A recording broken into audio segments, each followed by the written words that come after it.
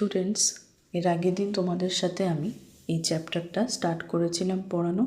তো আজকে আমি তারপর থেকে কন্টিনিউ করছি। আশা করি তোমরা অনেকেই এই ভিডিওটা দেখেছো আর দেখে একটু হলেও বুঝতে পারছো। আর যদি বুঝে থাকো তাহলে তারপর থেকে আজকে ভালো করে মন দিয়ে শোনো পড়াগুলো, ঠিক আছে? আর বোঝার চেষ্টা করো। আর যারা আমার এর আগের ভিডিওটা দেখোনি তাদেরকে আমি সাজেস্ট করব যে তারা অবশ্যই এই ভিডিওটা দেখে এটা দেখতে, কারণ এটা হচ্ছে ওটারই কন্টিনিউয়েশন। কাজেই ওটা ভালো করে না বুঝলে কিন্তু এটা ধরতে পারবে না। আর আমার দেখবে প্লেলিস্ট করাই রয়েছে, ওখান থেকে তোমাদের ভিডিওগুলো খুঁজে পেতেও খুব সোজা হবে, ঠিক আছে?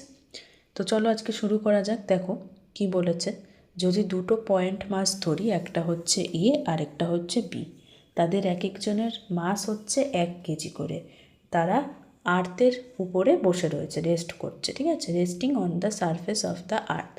তাদের দূরত্ব হচ্ছে একে অপরের থেকে 1 মিটার দূরে। এক একজন তাদের মধ্যে অ্যাট্রাক্ট করে আরেকজনকে by a force of F1 newton, মানে F1 নিউটন ফোর্সে একে অপরকে টানছে। তো আমরা জানি গ্র্যাভিটেশনাল ফোর্স F1 এর ফর্মুলা হচ্ছে G multiplied by M1 into M2 divided by D square, যেখানে M1 M2 হচ্ছে দুজনের মাস, যেখানে এখানে হচ্ছে 1 কেজি করে, আর ডি হচ্ছে তাদের মধ্যে যে ডিস্টেন্সটা, অর্থাৎ 1 মিটার। তো সেরমভাবে করলে দেখা যাচ্ছে ফর্মুলাতে ফেললে আমাদের জিটা আসছে হচ্ছে, দেখো জি এর ভ্যালুটা হচ্ছে 6.67 ডিভাইডেড বাই 10⁻11। এটা আমরা আগের দিন পড়েছিলাম যে ইউনিভার্সাল গ্র্যাভিটেশনাল কনস্ট্যান্টের এই ভ্যালুটা হয়। আর M1 M2 দুজনেরই মাস কত করে? 1 কেজি করে। তো তাই জন্য দেখো 1 ইন্টু 1 করা হয়েছে, ডিভাইডেড বাই 1 স্কোয়ার, কারণ দুজনের মধ্যে দূরত্বটা হচ্ছে 1 মিটার করে, তাহলে 1-এর স্কোয়ার নিউটন। তো 1 এগুলো সব কেটে যাচ্ছে, অর্থাৎ জি এর ভ্যালুটাই এসে যাচ্ছে, যেটা কিনা হলো 6.67 ডিভাইডেড বাই 10⁻11। 10⁻11 ভাগ করা মানে পয়েন্টটা দেখো 6.67 আছে, তো এই পয়েন্টটা 11টা ঘর আগে দেখো এসে বসে গেছে, পয়েন্টটা জিরোটা, ঠিক আছে? জিরোর আগে, মানে দেখো পয়েন্টের পর 11টা আছে, তারপর 6.7 আছে, ঠিক আছে?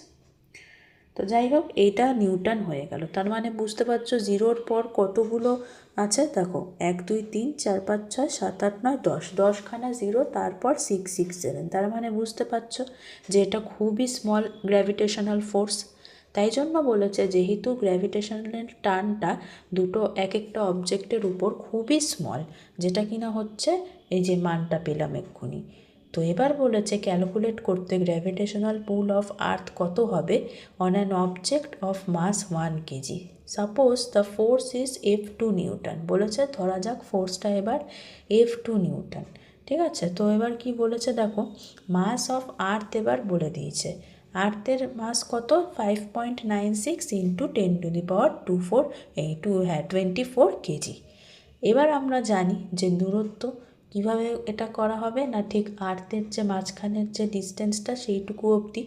তো অ্যাভারেজ রেডিয়াস অফ দ্য আর্থ হচ্ছে গিয়ে দেখো 6370 কিলোমিটার। এটা আমরা জানি অলরেডি, বা এটাকে আমরা এভাবে লিখতে পারি 6370 ইন্টু 10⁻, কত না 3 মিটার। কেন না 1 কিলোমিটার হচ্ছে 1000 মিটার, যেটাই কিনা 10⁻³ মিটার। এটাই হচ্ছে distance of the point object from আর্থের সেন্টার। কারণ আমরা যখন কোনো অবজেক্টকে আর্থের সাথে যেটা কম্পেয়ার করি, তো সেটা ঠিক দূরত্বটা কোথা থেকে কোথায় নিই না, ওই পয়েন্ট অবজেক্ট যেটা আর্থের সারফেসে লাই করছে সেখান থেকে নেব ডিস্টেন্সটা, আর্থের ঠিক মধ্যে যে ডিস্টেন্সটা তা সেইটুকু অবধি, মানে রেডিয়াসটা নেব, তাই তো? আর এবার বলেছে দেখো তাহলে F2টা কত হবে না, মাস অফ দ্য অবজেক্ট যেটা কিনা 1 KG into mass of earth হয়ে গেল। কেন না এখানে দুটো পয়েন্ট অবজেক্ট নয়, একটা point object resting on earth surface আর আরেকটা আর্থের সাথে করা হচ্ছে। আর এখানে ডিটা কি হয়ে যাবে না, distance between centre of the earth আর অবজেক্ট, যেটা কিনা হলো যে ডিটা পেলাম হচ্ছে আর্থের যে রেডিয়াসটা সেইটা 6370 ইন্টু 10⁻3। তার আবার হোল স্কোয়ার হবে, কেন না ফর্মুলাটা হচ্ছে ডি এর স্কোয়ার। তো এইটা ক্যালকুলেশন করলে আসছে রেজাল্টটা 9.797 নিউটন। তো এটা তো অনেকটাই বড় এই উপরের F1-এর ভ্যালুটার থেকে, যেটা কিনা 0.0000 করে করে 667 নিউটন অবধি। তো এখান থেকে বোঝা যাচ্ছে দেখো যে দুটো পয়েন্ট মাস যে থাকে অবজেক্ট আর্থের সারফেসের উপর লাই করে, তাদের থেকে আমাদের এই গ্র্যাভিটেশনাল পুল এক আর্থের সাথে ওই মাস অবজেক্ট একটার সাথে মানে সেটা অনেকটা বেশি। সেটাই দেখো এখানে বলেছে। তাহলে তুমি বুঝতে পারলে কি না, দ্য পুল যে টানটা আর্থ দিচ্ছে অন ইচ অফ দ্য মাস, এক একটা মাসের উপর যাদের ওজন 1 KG on it surface is much larger than the force of attraction between the two masses।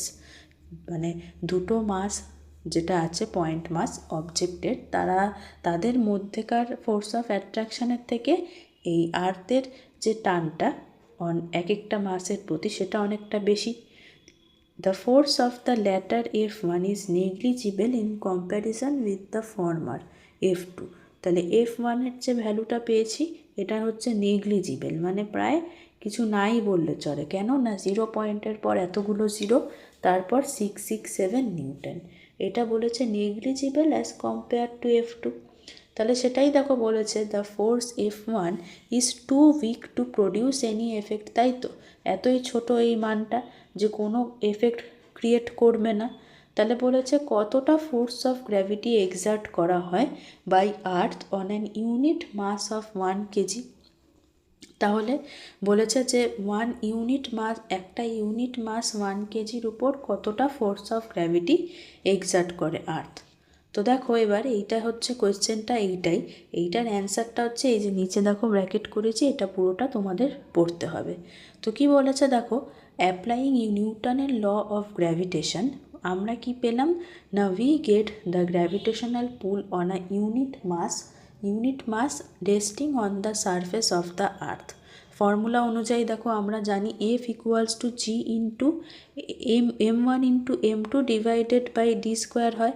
কিন্তু এখানে কি হবে, এখানে হবে মাস অফ দ্য আর্থ একটা, যেটা কিনা বড় ক্যাপিটাল M করেছে, ইন্টু আরেকটা মাস ইউনিট মাস মানে কত হবে 1 কেজি। তাই এমটা ছোট এমটা ভ্যালুটা 1 বসিয়ে দিয়েছে, ডিভাইডেড বাই আর স্কোয়ার। কেন না এখানে যে ডিস্টেন্সটা সেটা রেডিয়াস অফ দ্য আর্থই হবে, কেন না এটা আর্থের সাথে তুলনা করা হচ্ছে একটা পয়েন্ট মাস অবজেক্টের। তো এখানে এটা আর এর স্কোয়ার হয়ে গেল। তো সেরকম অনুযায়ী দেখো তাহলে let us denote the force of gravity of earth on an object of unit mass by g. তাহলে দেখো এই যে ফোর্সটা যেটা আমরা গ্র্যাভিটেশনাল ফোর্স করছি, মানে এফ দিয়ে যেটা ডিনোট করা হচ্ছে, এটা অ্যাকচুয়ালি কি না গ্র্যাভিটেশনাল ফোর্স। তো তাই জন্য ওইটা এফের জায়গায় এবার বসিয়ে দেওয়া হলো ছোট জি। ঠিক আছে, তো জি এর ভ্যালুটা কি বেড়েই গেল, G M by R square. তো এবার দেখো বলেছে যে ধরা যাক দ্য ফোর্স অফ গ্র্যাভিটি যেটা কিনা W of earth on an object having mass ছোট m, that is the weight of mass m can be written as w equals to gm by r square into m। তাই তো, কেননা আমরা জানি যে force of gravity যেটা সেটা হচ্ছে গিয়ে এই যে এই ফর্মুলাটা যেটা পেলাম জি এর সাথে ইন্টু করে দিচ্ছে এমটা। ঠিক আছে, তো দেখো এইটা কিন্তু খুব ইম্পর্টেন্ট। ডেরাইভেশনটা কি হচ্ছে না, আমরা এর আগে ছোট জিটা পেলাম হচ্ছে গিয়ে force of gravity of earth on an object যার ইউনিট মাস। এবার বলেছে ফোর্স অফ গ্র্যাভিটিটা কত হবে, ডাব্লু অফ আর্থের অন অ্যান অবজেক্ট যার ইউনিট মাস মানে M, that is the weight of the mass M can be written as. Weight মানে হচ্ছে দেখো ওয়েট হচ্ছে গিয়ে আমরা জানি কি এম জি হয় ফর্মুলাটা, মানে মাস ইন্টু গ্র্যাভিটি। তাই তো, তো এখানে দেখো ওই গ্র্যাভিটিটাই তো আমরা পেলাম ছোট জিটা, যেটার ভ্যালু হচ্ছে G M by R square. তো সেটাই এখানে লিখেছে G M by R square into M. তো সেখান থেকে আমরা পেয়ে গেলাম ওয়েট মানে হচ্ছে এমজি। এই জন্য আমি তোমাদের এর আগে অনেকবার বলেছি যে কখনো মাস মানে কিন্তু ওয়েট ধরে নেবে না, কারণ ওয়েটের মধ্যে গ্র্যাভিটিও থাকে। মাস ইন্টু গ্র্যাভিটি হয় হচ্ছে গিয়ে ওয়েট। তো এই ডেরিভেশনটা খুব ইম্পর্টেন্ট, এটা ভালো করে দেখে যেও বা প্র্যাকটিস করে যাও, আমি বলবো, সাজেস্ট করব, ঠিক আছে? কারণ এটা চলে আসতেই পারে, ঠিক আছে? এটা চলে আসলে এরমভাবে লিখে তোমাদের বোঝাতে হবে। হলো। এবার আসো, নেক্সট পয়েন্ট হচ্ছে motion due to gravity and gravitation. তো এটা হচ্ছে গিয়ে এবার পরের যে টপিকটা।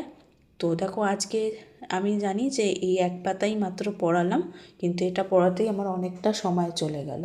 তো আমার মনে হয় এখন আবার এই টপিকটা না পড়ালেই ভালো হয়, কারণ অল্প অল্প করে পড়ালে তোমাদের ভালোভাবে মাথায় ঢুকবে। তো আজকের মতন আমি এটুকুই রাখলাম। তোমরা যদি বুঝে থাকো তাহলে অন্তত একটা লাইক করো বা আমাকে কমেন্টে জানিও কেমন লাগছে, তাহলে আমার ভালো লাগবে যে তোমরা বুঝতে পারছো শুনে।